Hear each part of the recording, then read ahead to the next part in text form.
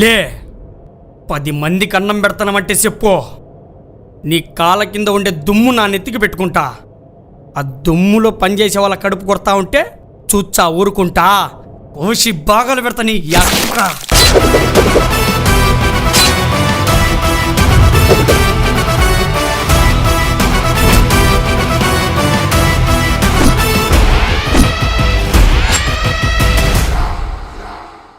మిమ్మల్ని చంపడానికి కత్తి కొడవలు ఎందుకురా? కత్తి కొడవలతో కాదురా, కొత్త మీసాలతో చంపుతా.